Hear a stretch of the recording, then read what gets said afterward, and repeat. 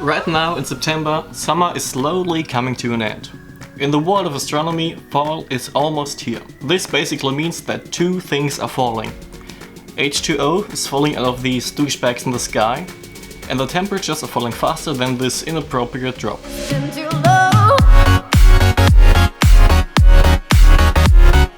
Since the nights are finally getting long enough to fill multiple hours of imaging time, one has to be prepared to get the max out of every single clear night. And my mission today is to tell you how many steps are necessary to get the one thing we are all craving for. Shooting a deep sky image in the best possible way, maximizing every part of this amazing hobby. My name is Tim and this is Astro Addict. Which targets do I see from my location? What's my equipment status like? Do I have the skills to photograph this challenging object? The best way to check the visibility of an object are good old star maps, which I don't have. Or an online planetarium. If you are familiar with your backyard, you know where the obstructions are, the garage, the trees. You will know at which time the object is visible. How much can your equipment handle? Is the field of view a nice fit for the object? And how long can you expose without star trails and noise? To get the best possible image in a given time, optimize the exposure time. Most people think the more images you stack, the better the final image will be. Well, this is only partly true. Just like our correction frames, a light stack will start reaching its maximum at about 50 frames. The only thing that can improve the SNR at that point is more light in every single frame. Don't go for 301-minute subs, go for 56-minute subs. Shoot the longest possible exposure time your equipment allows. I recommend a maximum of 5 minutes for a non-cooled DSLR and up to 30 minutes for a dedicated cooled camera. And let me remind you, 50 good images. No star trails, no satellites, no clouds. Plan the entire night with 60 frames to be safe. Right now the astro twilight is over at about 9:30 and sunrise is at 5 AM. A solid 7 hours to get a good subs, considering downloading, dithering and a meridian flip. Next up, moon phase. The full moon is beautiful to look at, but you can throw your broadband filters out the window. My personal rule is to shoot narrowband when the moon is over 50% and RGB only below 50%. You can try to experiment and find what you like. Session planning done. The target is a hydrogen nebula in the constellation Cassiopeia. Shot with 67-minute subs through a tri-narrowband filter. Let's go for the Pac-Man nebula.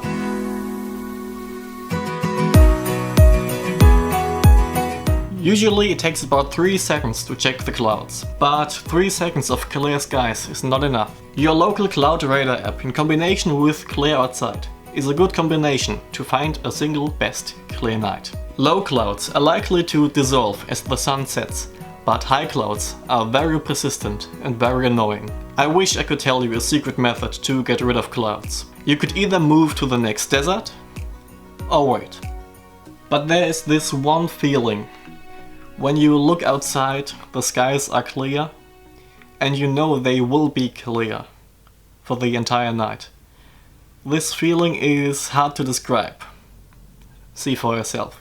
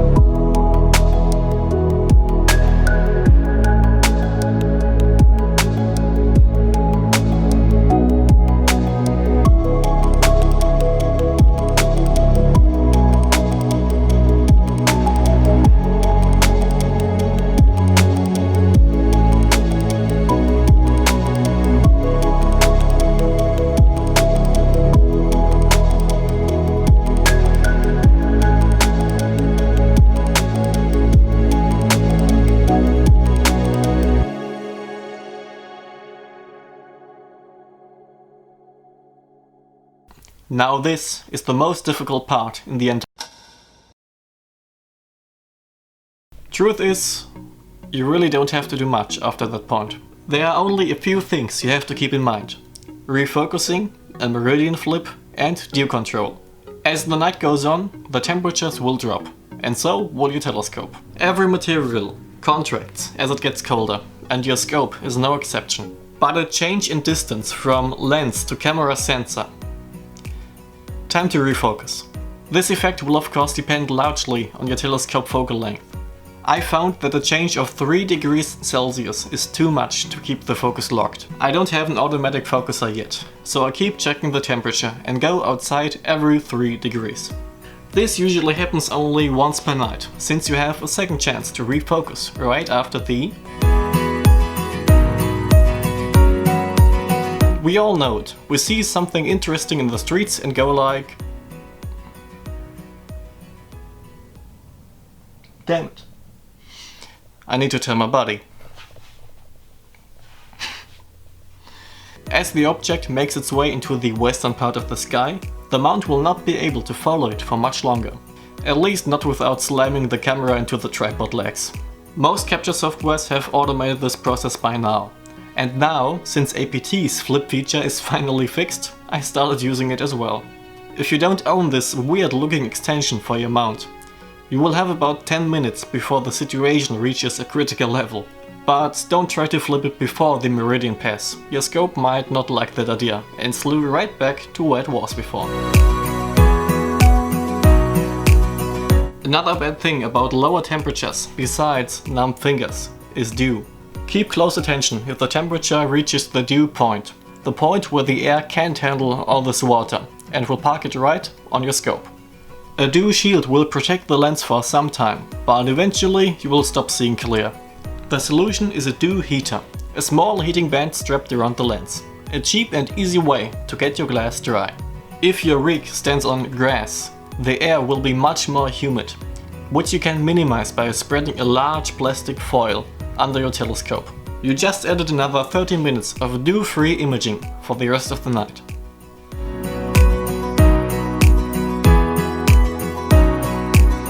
If the night was successful and you have about 50 good-looking images, this will be the most exciting part. As a disclaimer, I stopped using Deep Sky Stacker and Photoshop for editing. We live in a world where there are a few constants of what you should do. You want good candy? Visit Germany. You want good bread? Visit Germany. You want good climate change politics? Go somewhere else. And if you want to edit astrophotography, use PixInsight. You might have already seen my Pac-Man image. I already edited it. I wanted to try a new method of creating a synthetic green channel to get the most of the HOO out of the filter. And now I can finally show you a very small way how I use PixInsight. Welcome to PixInsight, everyone. This small editing section here is definitely not a full PixInsight tutorial. I will do such a video very soon if you guys like this one and want to learn more. But I just wanted to walk you through the steps very quickly, of how I edited the Pac-Man image. We start right here, you see the integration. This is what I get after using the image integration tool. And just to let you know, I can load my icons just right now. These are the steps I use for creating the integrated image. I will of course have the bias, the dark and the flat. The flat will be first calibrated by the bias frames and then integrated. The light will be calibrated with all 3 correction frames. I am applying a cosmetic correction, debayering, star alignment. I'm usually not using the local normalization since it's very noisy and I don't know how to use it correctly yet. If I want to do a high scale image, I'm using the drizzle integration after the normal light integration. So what you see right here is exactly what I got out of the light integration tool after integrating all my data. The first thing I did, you can see it in the redo option here, the dynamic crop. Of course, the first thing you want to do is crop away the edges of the image where there is misalignment and maybe dithering, to avoid any black edges at the side of your image. So the dynamic crop, I usually use all processes here, or I load my process icons for the background modelization. Dynamic crop, here it is. We can apply any change we want to the image. Let me close this and redo my crop. I just crop the edges a little bit. To get the background to a normal level, you could either use the automatic or the dynamic background extractor. I found that the dynamic one is way better at getting rid of most of this, while the automatic extractor is more useful if most of the image is covered in nebulosity and there's very little background. The dynamic tools in PixInsight are a bit strange because they are linked directly to the image and you can't do anything else in the meantime. To extract the background, I will place some markers to avoid any nebulosity, avoiding any stars, setting maybe 20 to 30 markers. I will leave most of the settings at default, but the most important thing. The correction will be subtraction. We don't need division since the flat frames have already been calibrated. I will choose subtraction, discard the background model, and do not replace the target image if you want to live. And now let me apply the dynamic extraction I already did. You can see there's no redo because this generates a new image. And it was this one. As we zoom in now, you can see the background looks pretty good, maybe a little bit red at some points. And it's, I would say, pretty noisy, but the camera was at -20, so there's not a lot of noise at all. This was the background modelization part. The next thing I usually do is a deconvolution. I once read in a book that deconvolution is the process where you sit multiple hours trying to fix every error it does and in the end give up frustrated. And that's basically what it is. The premise behind deconvolution, you try to fix the errors that the astronomical seeing and diffraction of the atmosphere are causing. I will not go through this now because it would take multiple hours to explain this. The basics, I created a point spread function for the average star in my image, and with some masking I used this point spread function as the base for my stars. And basically get rid of the astronomical seeing. It will crunch up the stars and in the same way will work on the data. So if I redo this option now, redo deconvolution. You might not see such a big difference, but if we zoom in, let me undo this. Let's look at some of the dark nebulosity over here. You can see the stars have been a bit brighter and crunched up a bit. There are some errors to some brighter stars over here, I will get rid of those very soon. And some of the detail in the fine dust lanes here has also been improved. And not only in the dark nebulosity, in every part of the image. Let's zoom closer at this pillar of hydrogen here. Now this looks great. Again, some errors in the stars, but we will get rid of those. Also, we do not want to deconvolute the background, so I used a range mask. I applied this mask that I created with the range selection tool. Right, where is it? Right down here. And applied this mask to protect the background. Everything that's black will be protected from the actions you do. The next step I talked about before this editing part, the HOO mapping. I never did this before, but the result was instantly amazing.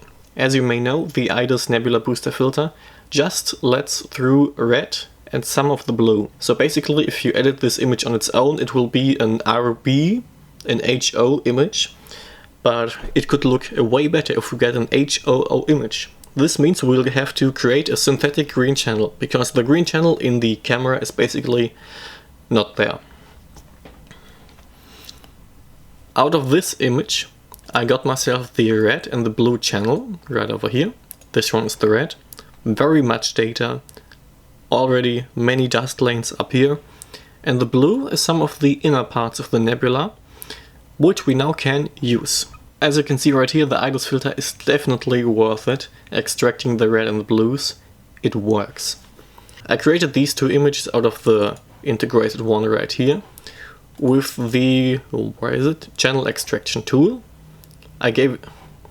So right now for you, RGB color space, drag it on here, and here, other channels. And here you can see the green channel. It looks maybe a bit like the blue one, but only because the emission line of the filter is not exactly 100% blue. So let me stretch these ones. And here you can see the red and the blue. Nice. Let me close all of these. Get rid of the deconvolution icons because we need space. And now we want to create the synthetic green channel. If you want to combine multiple images in PixInsight, if they're already integrated, the Pixel Math tool will be your best friend. So right down here we go to Pixel Math. Here we can use some expressions and mathematical terms to combine images in the way we want. Just let me I made myself a small cheat sheet. Where was it? PixInsight processing. Alright, I have the sheet on my second monitor right now. Okay, the red and the black channel, green, blue and alpha. We can use the expression editor to combine the images we want. We're now in the red channel. The red channel will be the HA image, the blue channel will be the O3 image, and now for the green image. Where do I have the expression? Here it is. This is just a basic expression to create the synthetic green out of the red and the blue. We will use the red one with a parentheses. I don't know how to pronounce this word, I'm very sorry. Let's just say brackets. This one times the HA times 0.01. Is this correct? I think so. Plus bracket the O3 times the squiggly symbol. I forgot what this means, I'm very sorry. Also times 0.01. Close. And this is the expression we need. So I think this looks correct. We will create a new image and it will be in the RGB color space. For this tool to work, you need to have at least one of these images open. If you don't have one of these open, it will just say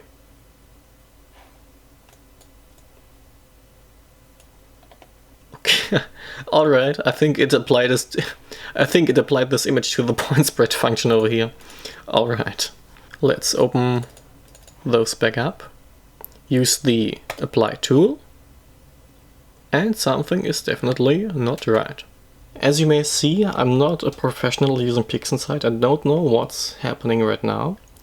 I will not generate this image right now because the file is already here. Let's just pick this one up. I used the exact same expression. I don't know what's happening right now, but let's just work from here, okay? Now this is the image that came out of the Pixel Math tool.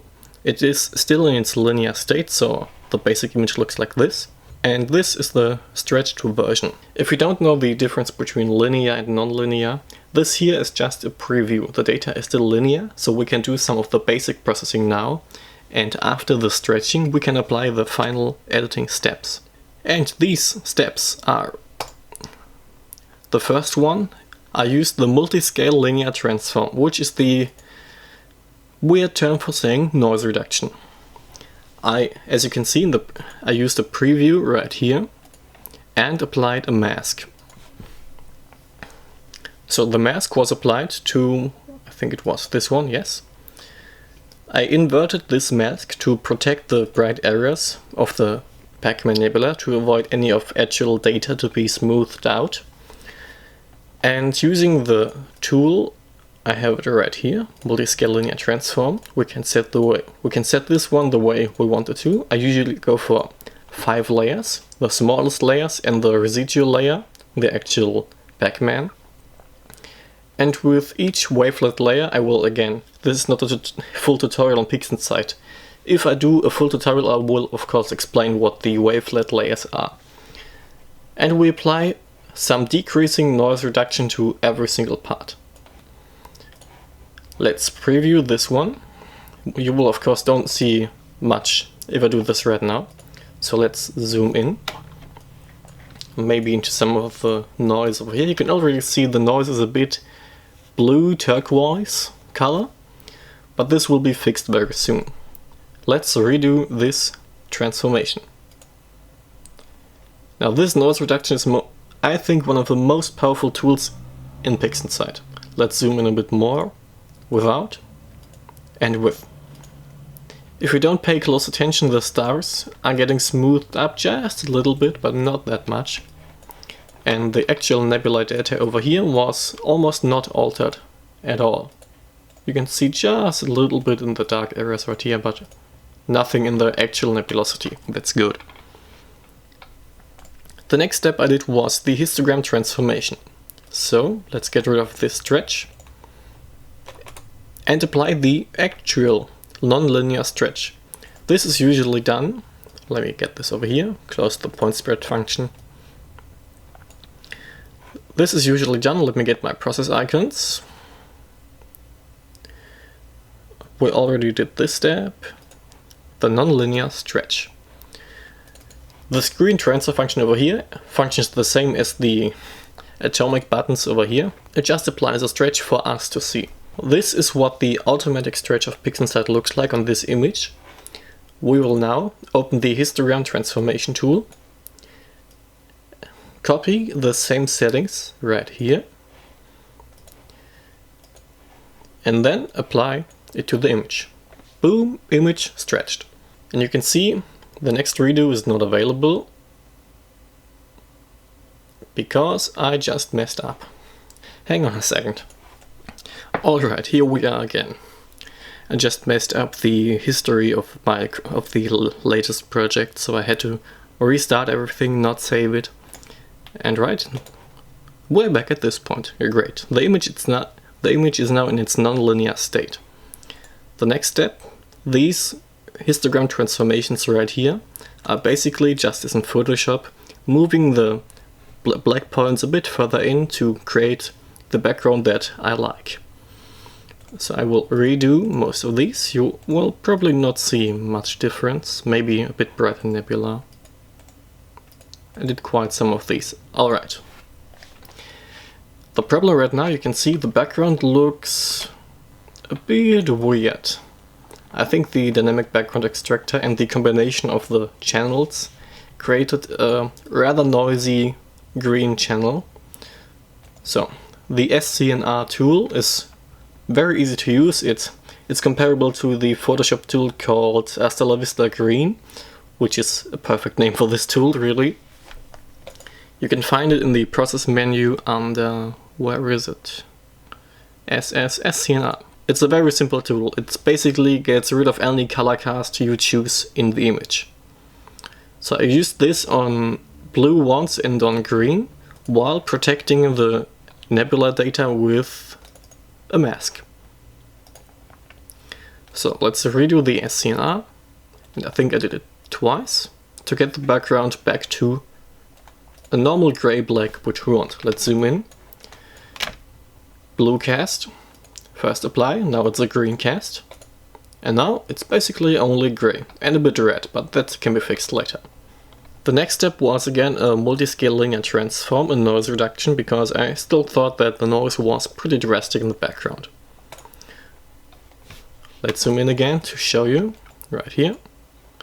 A lot of noise reduction over here, and almost nothing in the actual nebula data, just a tiny bit. I did some quite of these, applied. Now this is the interesting step, because if we want to crunch up these stars, make them tinier, and also increase the detail in a nebula, we have, since the filter has an HA pass, we have the perfect luminance layer to apply to this image. The HA image is usually the best looking one, the most SNR, very good detail and the least noise. As you can see right here, the artifacts of the deconvolution are still there and they are now looking black because it's black and white. Let's keep in mind this is the HA image. The next thing, I apply a convolution, the opposite of deconvolution, not sharpening up the stars, but basically blurring everything. And now, since we have this background image, we can apply the luminance layer, which will be the HA image. Under process, we find the LRGB combination tool. We will uncheck RGB because we will only load the HA image. Applying this right now as a luminance layer to this image gives us this. And this looks incredible. Let's zoom in a tiny bit. This is what it was before. The stars are looking annoying, bright, too many, way too big. And now, look at this difference. The HA signal got improved. The stars are very tiny and not annoying at all, at least to me. I will get rid of some of them very soon. And the actual imaging data right here. Look at this difference. Very noisy, not a lot of detail, but now. Wow. The colors got a bit messed up, but we can change that very soon. So the basic premise of this tutorial, the HOO mapping and the luminance H-alpha layer, the most important steps when working with the HO data of the filter. The next steps are not something very interesting. I did some histogram transformations to get the background darker and the nebula brighter. And now you can see right here the clone stamp. This is still a very annoying error I need to fix. You see, as we zoom in, the stars affected negatively by the deconvolution. They are just annoying black errors. And those are almost everywhere on this image.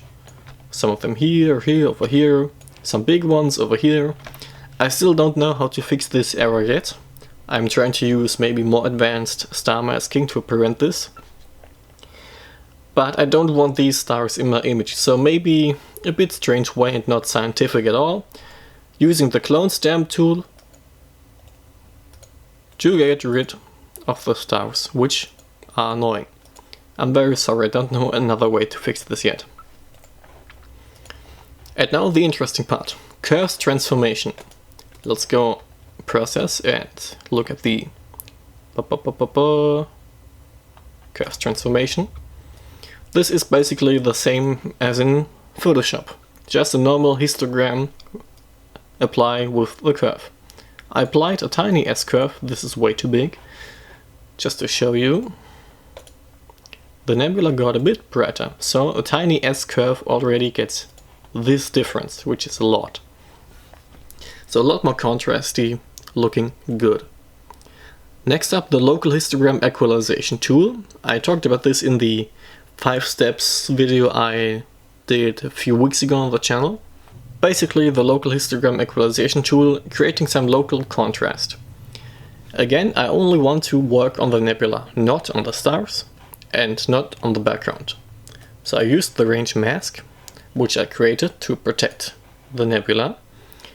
The settings, I think I went for something like the amount 0.75 to not get this drastic change.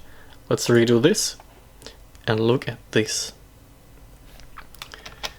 Only the inside of the nebula, the O3 data, has been altered much. I will redo this quite sometimes. This looks incredible. As you can see, the dark dust lanes over here have not been affected that much, but the inside of the nebula looks way better. Again, these are some of the reasons why you should use PixInsight. PixInsight is made for this. Every tool is made for astrophoto images. It's optimized in that way. Photoshop is not. Next one again, using curves transformation, but this time on the color channels to get the blue out a little bit more. I think I did it. Oh, I only did it once. Okay. Next up, the color saturation tool. Can we find? I like using this list here. See, color saturation right here. This tool is a bit tricky to use, I think, but eventually you'll get it down. Increasing the saturation just a bit. I think seeing this difference, it looks a bit much, but it will even out later, trust me. Again, histogram transformation, get the background dark, creating contrast, very nice. And now we're getting almost at the end of this editing part, because you see right here the morphological transformation, which is the very weird term for saying star reduction. By creating a star mask, we only want to work on the stars. You see the nebula is not chosen at all. Using this morphological transformation tool right here, I'm always creating, it looks like this one is started. I'm always creating the 5 elements and draw a tiny star shape. And the iterations, leave them at 1, maybe at 2, and apply it to the image masked with the star mask. I think I only did this once. Look at this difference. Maybe I can get this bigger for you.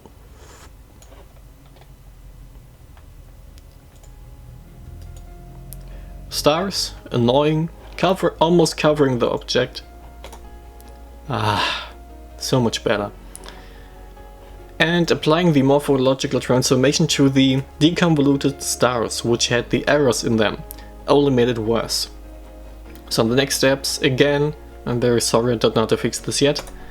Getting rid of these stars, many of them, a lot of these annoying stars. And this is the final image. The next steps you see right here, the image identifier just changing its name to Pac-Man Nebula. And this is it. I created a copy and called it ICC clone because I applied some color space management to it to be able to convert it to a JPEG without any loss of data. Which is a weird thing to say, because from a TIFF image, or in this case an EXIF image, it will always lose data. The histogram is way worse in the JPEG. But this is just to export this image as we see it right now. If you wouldn't apply the ICC transformation, the JPEG would look a bit different, but it would look different. And as you can see, I did some changes to this one, getting the background a little bit darker. And then you won't see anything in the profile transformation, but a little bit darker background. This looks great. Right here you have it, my version of the HOO Pac-Man Nebula. If you have any questions about PixInsight, you can of course leave them in the comments down below. I will try to answer all of them I can, of which I have the knowledge. And if some of you want it, I will of course do the full PixInsight tutorial, which will be a long one, maybe a 10-part series and 20 minutes each video. It will be a lot of work, but if I can help, I will do it, of course. Now, let's go back to the end. Thank you for joining me through all these steps. The 4 steps to get a good astrophoto. If you like this video, consider subscribing. We're almost at 2000 subs now, which is a lot. Thanks a lot. My name is Tim, I'm an astro addict. I wish you clear skies and may the night be with us.